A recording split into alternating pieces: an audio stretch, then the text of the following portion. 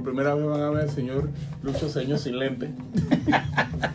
Ponémelo, por favor. Sí, también póngaselo, caballero. Yo ilustre. estoy gozando ahora mismo la percusión de... A mí me fascina esa versión. Bueno. Sobre todo ese sabor a combo que tiene. Lo bueno de este live es que como estamos nosotros dos, ya lo tengo más cerca y puedo contestar. Muy buenas noches, bienvenidos a este es KW Continente y su programa Convergencia, versión Juventud, hoy miércoles 11 de septiembre del 2019. En los controles, Ricardo Ricky Bermúdez. Estamos con ustedes. Mario Riega. Y Luis Fernando Cedeño Correa, porque hoy se fue a celebrar su cumpleaños Gustavo Cerrut. Oye, feliz cumpleaños, Gustavo. Espero que nos estés escuchando donde quiera que te encuentres. Oye, ¿qué fecha esta para cumplir? La mejor. 11 de septiembre. Primero, el movimiento progresista se estremece con la muerte de Salvador Allende. Ajá. Surge la ultraderecha en Chile con todo, con lo que es un fascismo militar.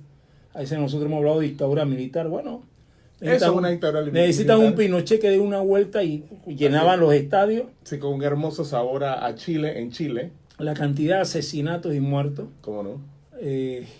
Los chilenos le agradecen mucho al general Torrijos la cantidad que salvaron. De chilenos que Panamá le abrió la puerta en su momento, y evitando también, la muerte. Y también se lo agradecen a Manuel Antonio Noriega, que participó activamente en eso, créemelo. No.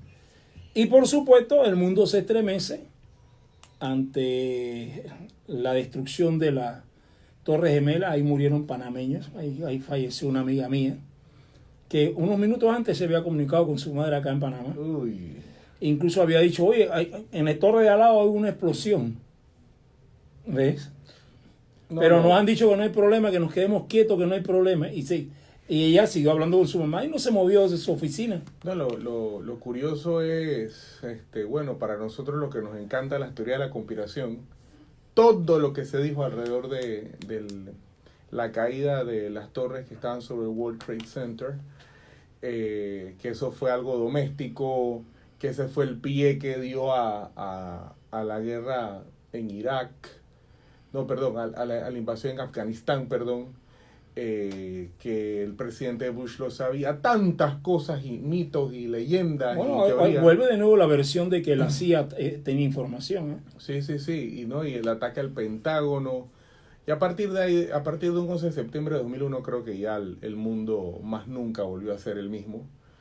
Creo que más allá de las posturas políticas, yo lo digo todo el tiempo y con toda la franqueza del mundo, yo tengo un sabor agridulce frente al 11 de septiembre, porque por una parte se perdieron vidas y no necesariamente la vida de los poderosos, sino como siempre, son los más humildes los que ponen los cadáveres.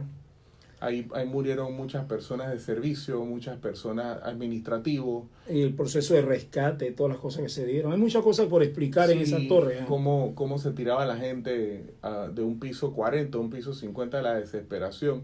En fin, yo creo que los bomberos y policías que cayeron ahí también. ¿Cómo no? Realmente eso fue una tragedia, pero por otro lado, que esa es la parte que de repente puedo ser criticado al respecto. Los norteamericanos, después de mucho tiempo, o por primera vez, no lo sé, no tengo certeza, saben qué es que lleguen a tu casa y comiencen a matarte a la gente.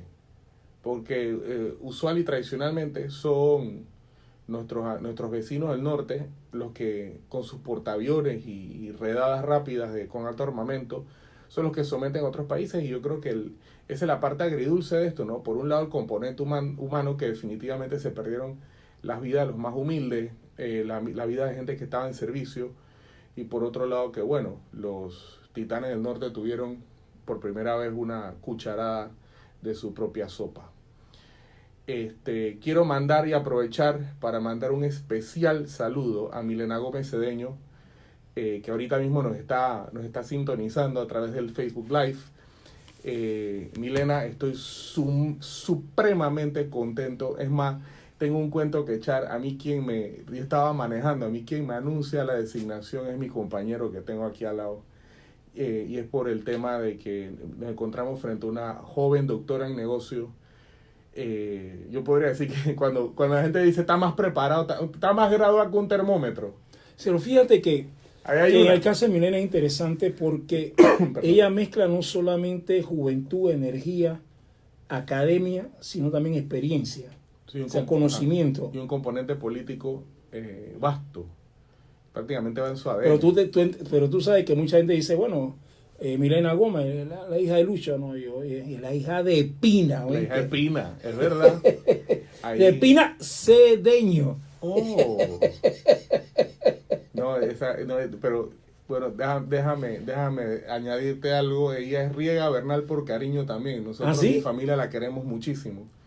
Milena es una persona excepcional y yo creo que esta designación en la Secretaría Nacional de Ciencia y Tecnología va a marcar un antes y un después. Ya habiendo terminado la felicitación, yo creo que se hace necesario. Pero yo te iba a decir algo más. Dígame, pues, dígame. Ella no se acuerda porque era muy bebé, pero yo la cargué.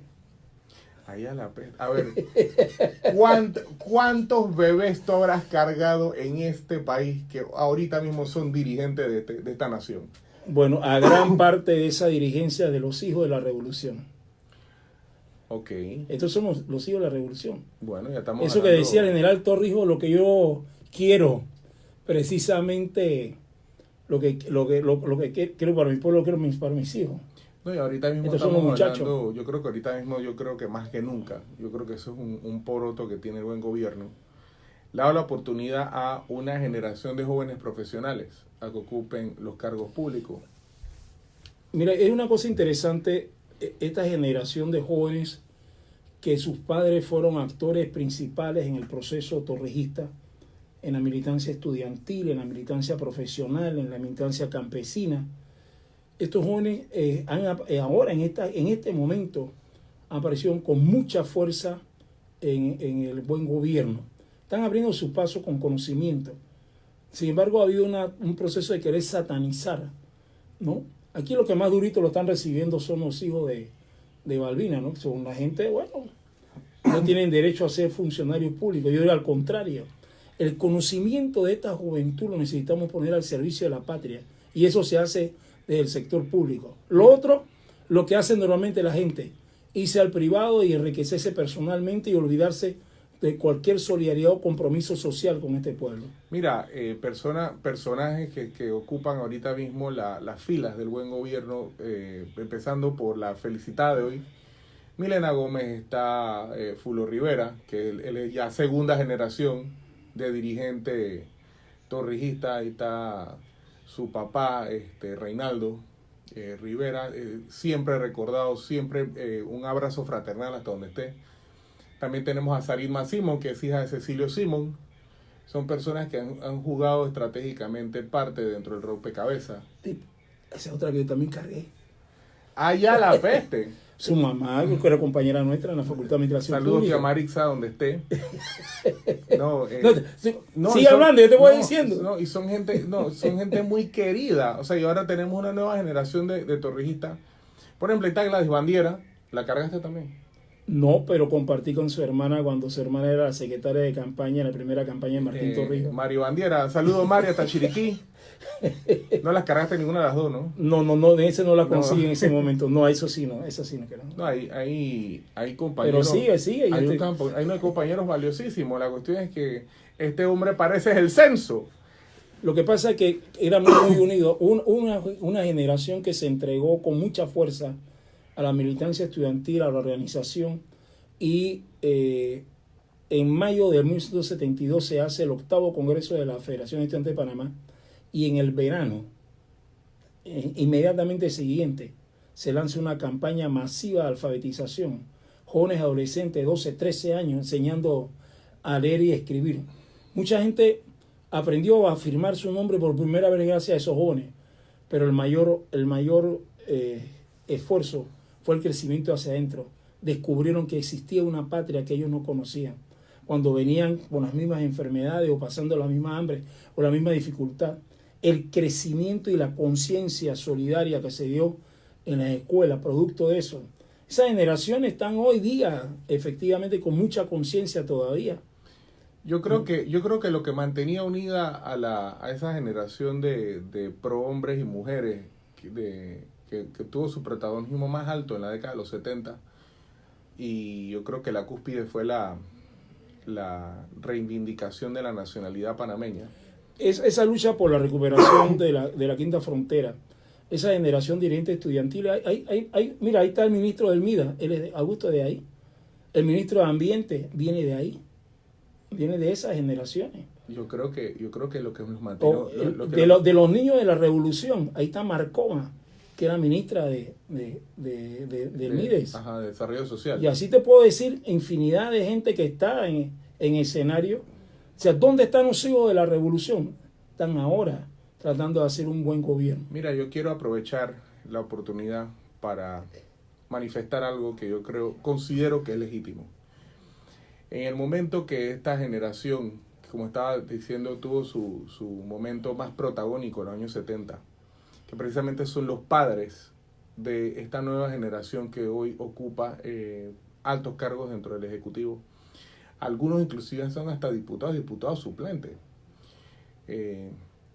Yo creo que debemos empezar a mirar y empezar a acabar con la sexta frontera, que no es otra cosa que la equiparación de las oportunidades para todos los panameños y traer un poquito de justicia social.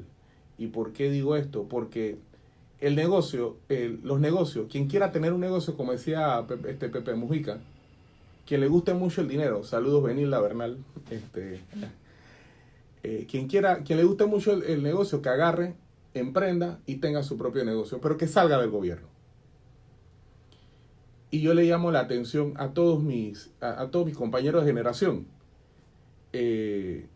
Cuando uno está en el servicio público, es una oportunidad para servir, es una oportunidad para aportar, es una oportunidad en la cual tiene que haber un antes y un después. Fíjate, hay una frase de Nito Cortizo, ¿no? Él dice, el gobernar es una cosa seria. ¿Cómo no? Y fíjate la complejidad. Yo creo que una de las cosas que tiene que decidir hacer la alta dirigencia del gobierno es crear los suficientes canales de comunicación con la población. Mira, no es que ahora comience una persecución, echarle la culpa a lo que hizo el gobierno anterior, pero tiene que haber forzosamente una explicación realmente importante, efectivamente, de lo que está pasando. Es decir, hace unos momentos yo veía en el canal de la Asamblea la presentación del presupuesto nacional, sí, por Héctor Alexander, ¿no? Sí. Y interesante ver a Vinicio Robinson pidiendo que la explicación fuera en cristiano, porque resulta que la explicación era muy económica. Estamos hablando de qué Robinson Benicio. Vinicio, que es el presidente de la Comisión de Presupuesto. Él tiene como 20 años en la Asamblea y no sabe los tecnicismos todavía. No. El problema es que él era muy técnico y él comenzó a tratar de aterrizar porque estaba consciente de que se estaba transmitiendo. Uh-huh. Entonces, ahí sale a relucir un elemento. Ejemplo, cuando ellos piden un traslado de partida, sí, contra las demandas que tiene el canal y el gobierno nacional por empresas como SACIR, ¿no? Que es un tema que no se ha resuelto y podemos hablar de eso con calma. Entonces, cuando se autorizan los 6 millones, al principio, cuando tú dices 6 millones de dólares para pagar 5 casos, a los abogados que de 5 casos que se está viendo a nombre del Estado, la primera explicación que yo pienso que hay que decirle a la gente que eso es producto de las acciones del gobierno anterior y que ahora estamos enfrentando eso. Pero sí, cuando Héctor Alexander le dice, y sobre todo Vallejo, que le toca explicar el asunto, uh-huh, y le dice, no, lo que pasa es que si perdemos, tenemos que pagar más de 5 mil millones de dólares. Inmediatamente los diputados aprobaron los 6 millones de pagar los abogados. Fue una cosa automática. Porque también había una cosa interesante que decía al inicio, estamos haciendo contención del gasto, porque por una sencilla razón se presentó un presupuesto y no se hicieron los recaudos. Se infló, uh-huh, el presupuesto. Uh-huh. Entonces, Vinicio decía, el buen gobierno prometió inversiones. me están diciendo que en el 2020 vamos a tener que apretarnos tanto la correa que no va a haber inversiones. Eso no es necesariamente Entonces así. le contestan que no. Entonces, ¿qué sabor me queda de esa presentación? Yo creo que hay que explicarle a este pueblo de verdad qué se encontró. Pero no para justificarse, porque el general Torrijos decía, y correctamente, el que se excusa se acusa. Tienes que decirle a la gente qué vas a hacer de verdad. Porque mucha gente dice, bueno, se fue al mercado internacional, se consiguieron 2.000 millones en bonos y la gente dice, eso tiene que alcanzar. Eso eso es una pestaña. No necesariamente es así. Aquí yo quiero meter la cuchara, porque por una parte hay que mirar de forma responsable y retrospectiva cómo llegamos a la economía de hoy. Porque quiero hablar de un temita que definitivamente estamos pasando por alto. Sí, pero fíjate la economía, y das todo el título antes de que sigamos, es la economía del sobrecosto. Mira, una de las cosas que en mi formación, una vez yo fui a un seminario que decía economía para los no economistas. Sí. ¿Qué resulta? Terminas aprendiendo más que en 2 años claro. de una carrera, digo, sin faltar el respeto a nadie, ¿no? Y era necesario entender cómo es el proceso de gestión. Yo creo que nuestro pueblo ha sido desinformado con tanta crudeza. ¿Cómo no? Que de repente no existe ese matrimonio entre el gestor, el dirigente que está al frente de la institución, las cosas que está haciendo, y el comunicador que tiene que transmitirle a este pueblo lo que se está haciendo. Si el comunicador no entra en sintonía y no hay una claridad de línea informativa, de repente, y la gente cree que va a caer en la publicidad, en la propaganda, o lo que realmente se llama relaciones públicas, pierde credibilidad. El reto es muy fuerte. ¿Cómo tú explicas cosas que están pasando? Porque también la gente te dice, bueno, y si es así, ¿por qué no lo has llevado ante las instancias legales? Porque tienes que hacer todo un proceso de documentación de eso que estás encontrando para no repetir la mala experiencia que hemos vivido de 5 años de show, para que me digan, no hay la prueba suficiente. La famosa prueba idónea. Mira, con el tema de el tema de la comunicación definitivamente es acertado. Y te voy a decir por qué. Porque el que espera se desespera. Entonces, no es lo mismo que a ti te estén diciendo, porque algunas cosas van a tomar un poquito más de tiempo que otras, y generalmente dicen, y esto lo he escuchado a lo largo de mi vida, lo que pasa es que aquí no hay varitas mágicas. No, señores, nosotros no queremos varitas mágicas, queremos que dejen de insultar nuestra inteligencia. Y te lo voy a decir de este modo, de la manera más educada posible, por el medio y por tu persona. Nosotros hemos escuchado a lo largo de, vamos a hablar época posinvasión, vamos a hablar de la época democrática, entre comillas. Hemos escuchado tantas buenas intenciones en muy pocas acciones. Hemos escuchado tanto, ¿sabes la expresión está FAO? Claro, sí. Sí, puro FAO. Si tú no, como estabas bien explicando, si tú estás llevando un proceso de contención significa no gastar de más, gastar lo necesario. Y si dentro de lo necesario está la implementación de alguna infraestructura de inversión, eso va a estar allí. Yo no sé, y por eso es que traje a colación el tema que ahora voy a empezar a darle vuelta. Durante 10 años, nosotros hemos vivido con presupuestos inflados, hemos vivido bajo una recaudación baja. Yo me atrevo, y esto es mi opinión, yo no tengo prueba de esto, o sea, presuntamente balanceando el presupuesto nacional con los aportes del Canal de Panamá y prácticamente viviendo como vive cualquier panameño, ganando un real y gastando 50 centavos. Y mira, estamos acostumbrados a gastar lo que no tenemos. Gastar lo que no tenemos. Somos una sociedad de consumo. Somos una sociedad de consumo voraz, y no solamente eso, sino que No recuerdo, el año pasado la cifra de solamente en deuda de los panameños hacia los bancos en concepto de tarjeta de crédito era una cosa monstruosa. Pero en tu vida privada tú puedes hacer lo que tú quieras. El tema está que cuando tú administras la cosa pública o el Estado, tú tienes que ser más responsable. ¿Y por qué traje la economía del sobrecosto? Mira, Lucho. Antes del 2009, un clavo te puede costar 3 centavos. Comienza todo este tema de las mega obras, de las manipulaciones y los sobrecostos, y al momento que el clavo en el chino también te cuesta 12 centavos. ¿Por qué? Porque empezamos a distorsionar los precios de referencia de las cosas que licita el Estado, y llega el momento que eso se traslada o se traspola a la vida personal. Fíjate, y particular. Cuando se dieron, fíjate, una cosa interesante, la gente dice, sí, lo que pasa es que después de Martín Torrijos había dinero, pero le atribuyen el dinero al que llegó después a gastárselo, pero no al que lo generó. Que eso fue un proceso largo y muy criticado de poner la casa en orden, yo me acuerdo. Entonces, resulta ser que ordena la casa y ahora nos toca 10 años de nuevo sustituir a un gobierno panameñista y tratar de poner la casa en orden, pero con la diferencia que han sido 10 años de pésima gestión.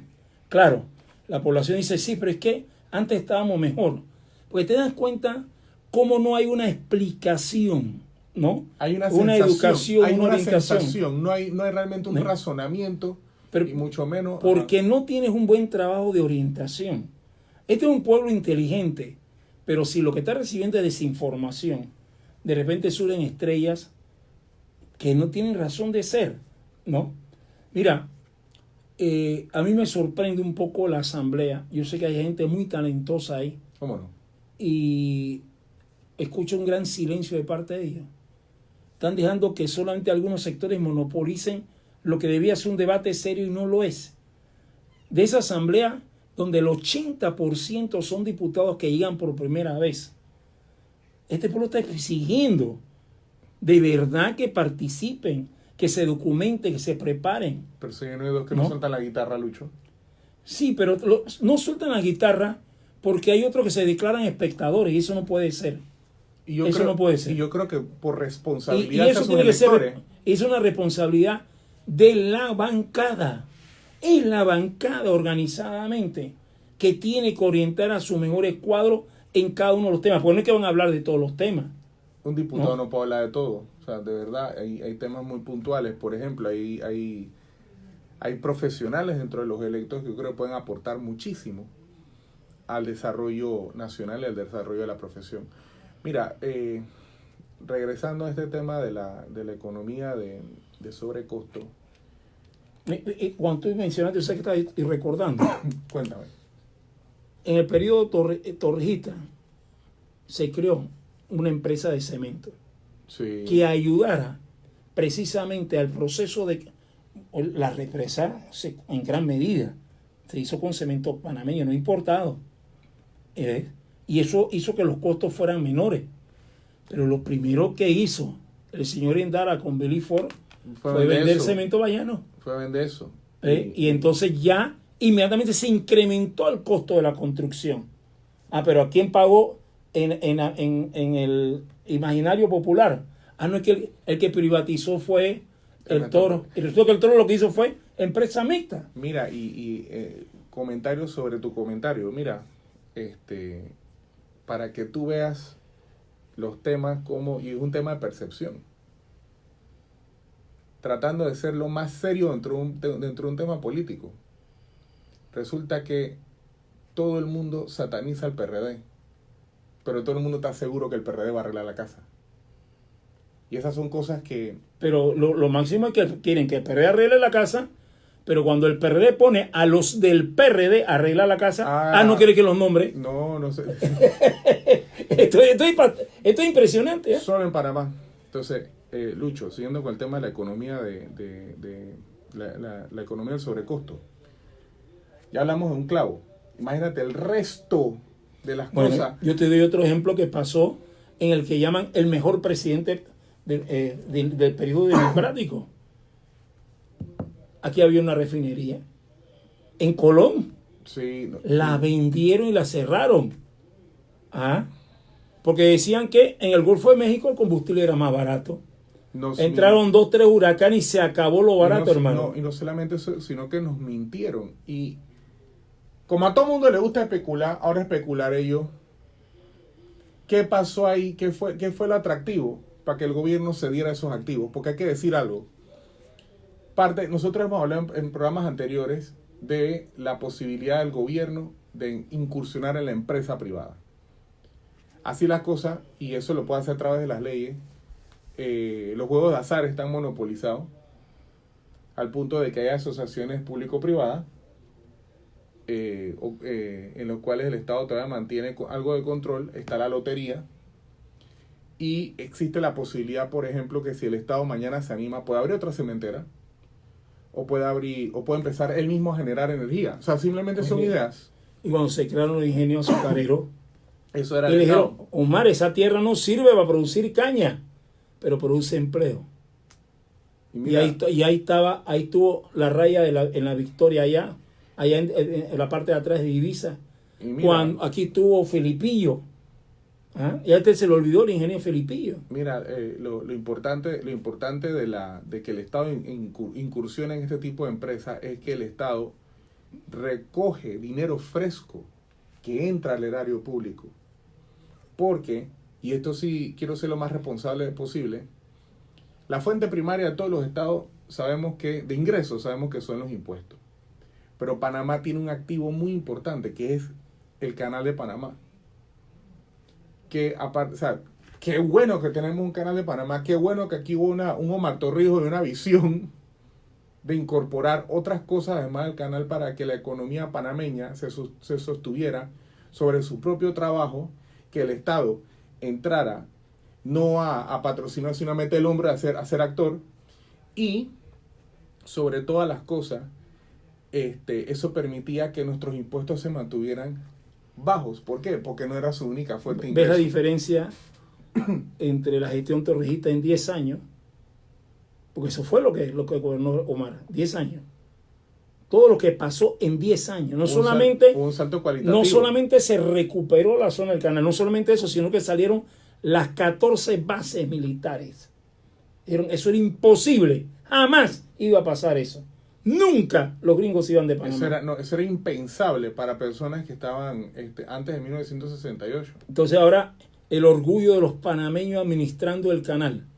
Y resulta que los administradores que acaban de salir no se atrevían a mencionar el nombre de Omar Torrijos. Ajá. Impresionante, ¿no? Pero sin embargo, en 10 años, mira el desastre. Mira lo que dejó Martín Torrijos y qué pasó 10 años después. Pues tú sabes, Lucho, aquí hay que hacer mea culpa. Eso es culpa de nosotros. Por supuesto. ¿Sabes por qué? Porque por una parte, parece que la divisa, la moneda de cambio es la traición y la indisponidera. Número 2, y lo voy a decir sin ningún problema, el peor enemigo de un PRD es otro. Pero que, mira, yo creo que una de las cosas que hay que reconocer, el nivel político del PRD bajó, el clientelismo también pegó adentro del PRD. Pero ahora tenemos los resultados. Sí, pero cuando yo veo a los delegados pidiendo trabajo, oye, eso es justo, pero yo también quiero verlos debatiendo la situación nacional. Yo lo quiero también orientando. Mira, tú sabes qué me produce un escozor ver algunos ministros corriendo en los medios y después no hay quien replique. No hay, en esa institución no trabaja más nadie esos programas. Por lo menos, ¿qué me gustó hoy de la sustentación de Héctor Alexander? Que no solamente él hizo la sustentación, su equipo también explicó cosas. Y de eso se trata. Equipo. Yo creo que hay una cosa que está diciendo, yo no sé, hay gente que no está entendiendo el mensaje. Cuando él habla de la necesidad de equipos que se alineen, que acabe el ruido, ¿no? Y sin embargo, eso no está pasando todavía en algunos lados. Yo creo que cuando se den la rendición de cuentas de los 100 días, aquí va a haber ajustes. Y además, yo pienso que en un momento dado se van a producir, porque yo creo que una de las capacidades que está demostrando el gobierno en un momento dado, que es capaz de reconocer cuando se equivoca y corrige. Y aunque no se equivoque, corrige, porque también hay otra cosa. Yo quiero insistir en algo. Definitivamente yo te iba a preguntar hoy. Cuéntame. ¿Quién ganó las elecciones? ¿Quieres la pregunta, quieres la respuesta filosófica, la respuesta para el público o la respuesta? Cualquiera. Yo creo que me expliques. Aquí no hay un partido que se llama PRD que ganó las elecciones. Porque es que es un delito ahora que los PRD quieran gobernar. Mira, lo que pasa... Ahora, yo no sé si de verdad el PRD como partido está gobernando. Mira. Porque hay gente que se le olvida que aunque participaron muchas fuerzas y muchos ahora quieren incorporarse al buen gobierno y bienvenido, dependen de la fuerza del PRD. Y si el gobierno no entiende que su principal fuerza es el partido, es un problema de meses para que le vaya peor en la percepción que a Varela. Esos son de estos temas que uno tiene. Mira, y por favor tomen esta frase no en su sentido, en su más amplio sentido. Decía mi abuelita que para mentir y comer pescado hay que tener cuidado. ¿Por qué digo esto? Porque definitivamente los gobiernos nuevos entran con una expectativa, la población tiene una expectativa muy alta. La membresía del PRD es innegable el esfuerzo que hizo para que Laurentino Cortizo Cohen hoy sea el presidente de la República. La gente no soportaba ya. Y mira, si fuera por eso, al final del día el voto estaba más o menos difuso. Tenemos un candidato de Cambio Democrático, que ese partido también se alineó con su candidato. Y tenemos una fuerza independiente de gente profesional que está harta de más de 4 cosas. Sí, pero fíjate una cosa interesante. Estamos hablando de democracia, ¿verdad? Claro que sí. En la democracia tú respetas el derecho de la minoría. Pero la minoría tiene que entender que quien dirige y gobierna es la mayoría. Y resulta que pasadas las elecciones y pasados 2 meses de gobierno, la minoría quiere decir a la mayoría cómo gobernar. Te voy a dar mi Ese no es el mandato del pueblo. Me permites darte mi consideración más honesta. Y con el respeto de todo el mundo aquí, simplemente voy a hacer Mario Riega, quien me conoce sabe que yo digo lo que pienso. Eso sucede cuando tú estás hablando de política y tú pones un montón de gente que no sabe de política a tratar los temas políticos. Porque te voy a decir algo, estábamos hablando de los cuadros, estamos hablando de los delegados, estamos hablando de los militantes. ¿Cuál es el tema? El tema es que tú tienes a esta gente con los dientes bien afilados y con las garras bien puestas, esperando a que el gobierno se equivoque.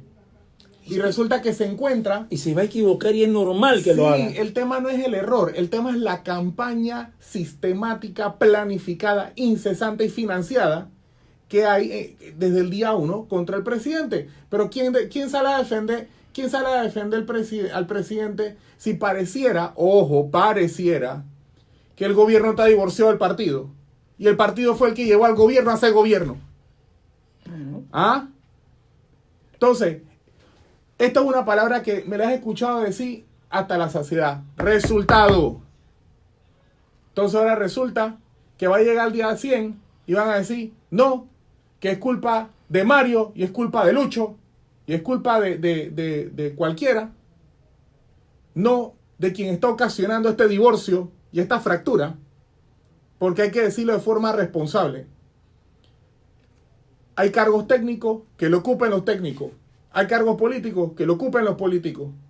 Hay cargos para profesionales que lo ocupen los profesionales. Y de estos 3 perfiles, el PRD tiene de sobra. Por lo que yo todavía no entiendo. Y este es mi sentir. Yo todavía no entiendo cómo se le da favor a gente que no buscó un voto por el presidente. A gente que si pudiera borrar el PRD lo borra del mapa. Pero ojo también. Fíjate que aquí hay una cosa que es engañosa. ¿Ves? Y yo me monto en lo tuyo. El que buscó voto es que esa es su especialidad, buscar voto. Claro. Y ahora yo necesito gente que sepa gobernar. Pero que gente que sepa gobernar. No que te venga arrimado ahora y quiera despreciar a los que buscaron el voto. No, si tú no buscaste los votos, yo te necesito por tus competencias. ¿Eh?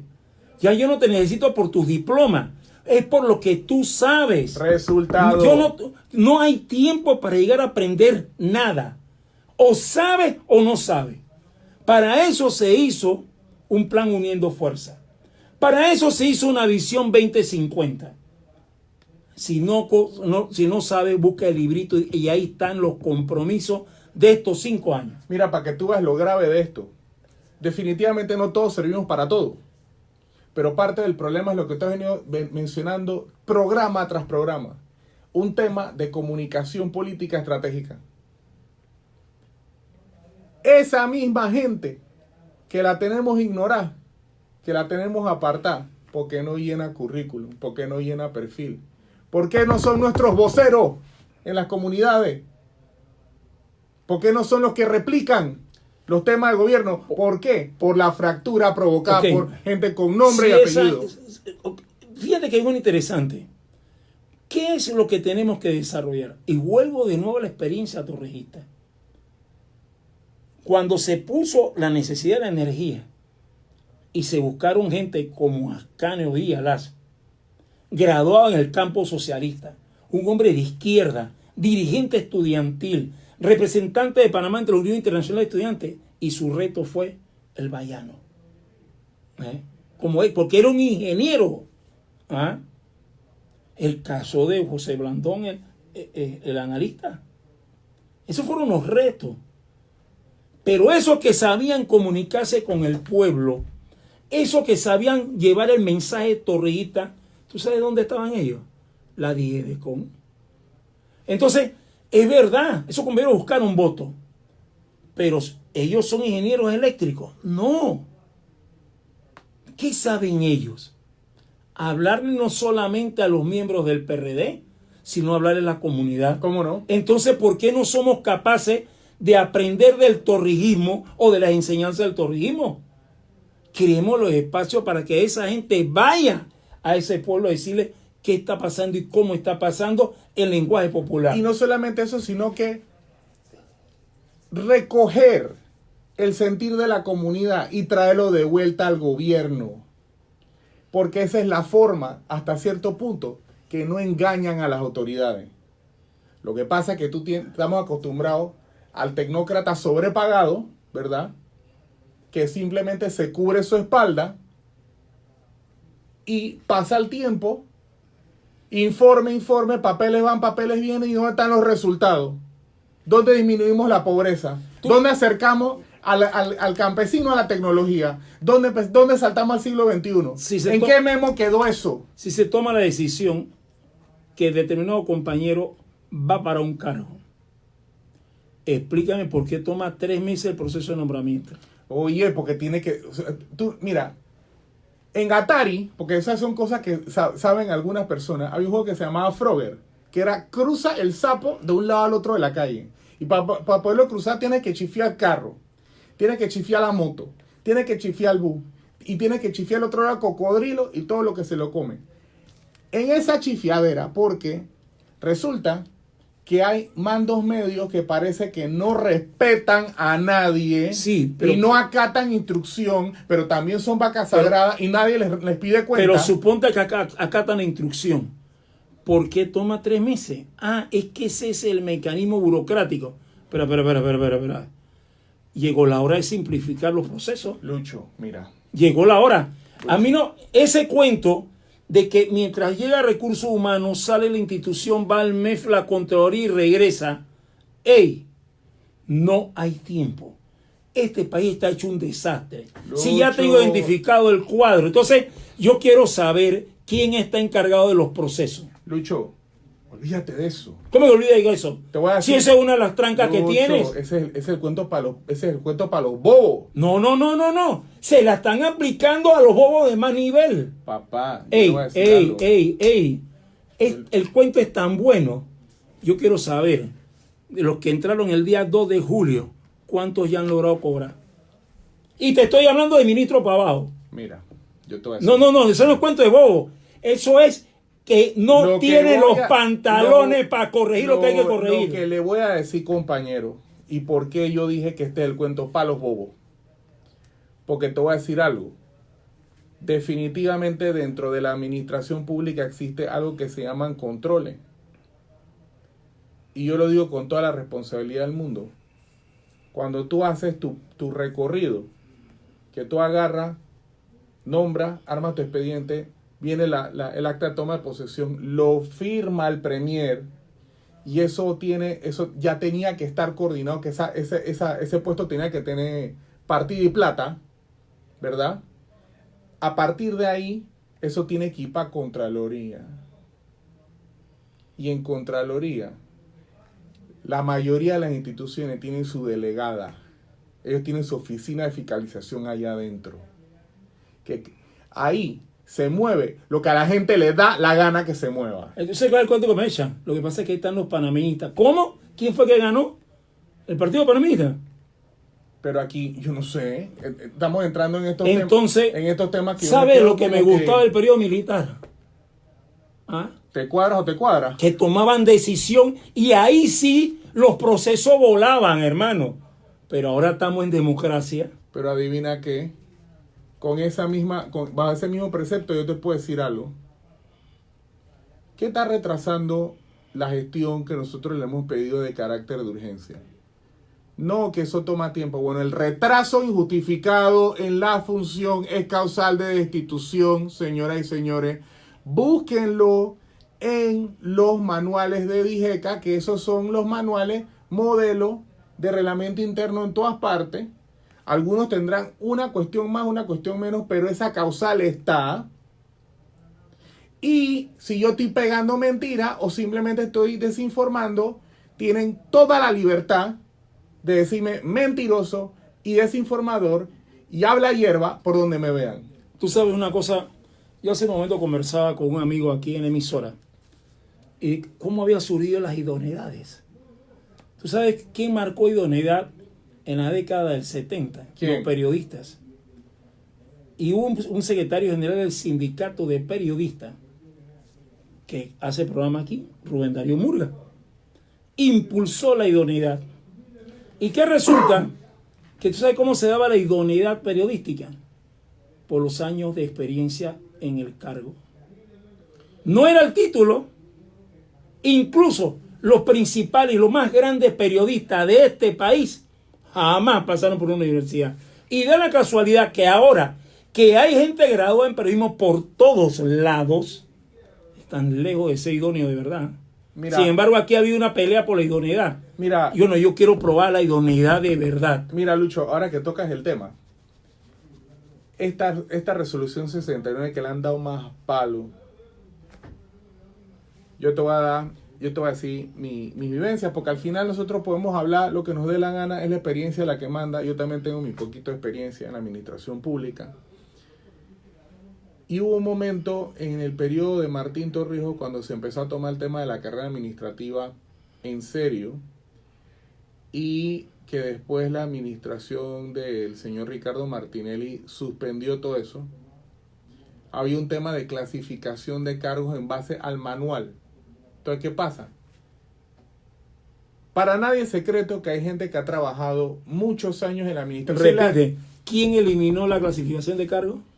Ricardo Martinelli, el gobierno de Ricardo Martinelli suspendió todos los procesos esos procesos que se habían hecho en base a la ley 9 y a su reglamento. Mira, para nadie es secreto, como está diciendo, que hay gente que ha trabajado toda su vida en la administración pública.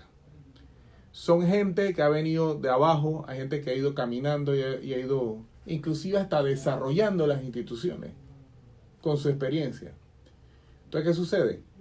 Para nadie es secreto tampoco que había una generación de panameños que ir a la universidad era un lujo, no una necesidad. Esa generación es la que impulsó a mi generación a ir a la universidad. Lo que no hice yo, lo vas a hacer tú. Y aunque me tenga que partir el lomo, tú no vas a pasar por las que yo pasé. Esa generación que en estos momentos tiene que estarse jubilando, o está próxima, o está en el proceso, en la tramitación, o le faltan 10 años, por ahí vamos. Esa generación de panameños tiene un acumulo de experiencia que no tengo yo en mis 10 años de ejercicio. Yo te voy a dar un ejemplo, porque antes de que se nos acabe el programa, porque estamos ya a pocos minutos. Y déjame decirte lo siguiente. Aquí, la idoneidad de la espía, Sí. ingenieros, arquitectos, no las dan las universidades. La sociedad Ellos agarran panameña los diplomas de la universidad y te dicen quién puede ser idóneo y quién no. Por lo menos el abogado lo hace la corte. La salsa, la cuarta, sí. La hace la corte. No, acá es un gremio. La sociedad panameña. Un gremio. Sí. Bueno, yo quiero saber la idoneidad de los que repararon la catedral. Está que se cuela agua por todos lados. Ahí donde fue el Papa, y todos eran idóneos o no eran idóneos.